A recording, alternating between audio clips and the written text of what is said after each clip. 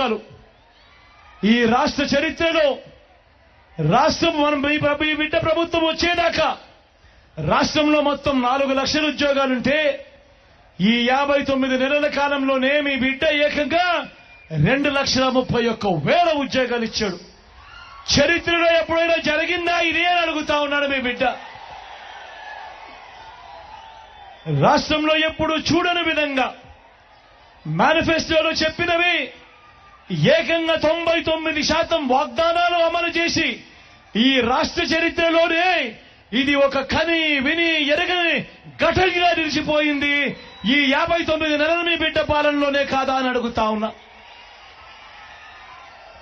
ఇంతకు ముందెప్పుడైనా కూడా మనం గమనించింది ఏమిటి అంటే ఎన్నికలప్పుడు మాత్రం అబద్ధాలు చెబుతూ మేనిఫెస్టో ఇస్తారు, ఆ తర్వాత మేనిఫెస్టోను చెత్తబుట్టలో వేసే కాలం.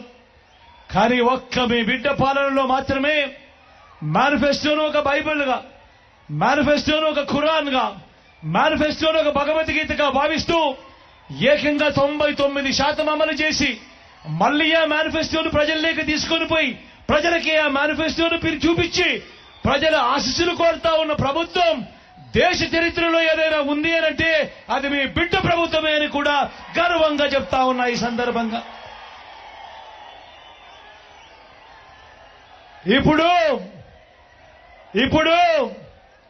మీ బిడ్డ గడగడ చెబుతున్న మచ్చుకు కొన్ని పథకాలు, గడగడ మచ్చుకు కొన్ని పథకాలు చెబుతున్నాడు.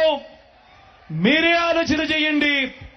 ఇవాళ మీ బిడ్డ చెప్తా ఉన్న ఈ పథకాలు గతంలో ఎప్పుడైనా జరిగాయా, గతంలో ఎప్పుడైనా చూశామా అన్నది మీరే ఒక్కసారి ఆలోచన చేయమని కోరుతా ఉన్నా.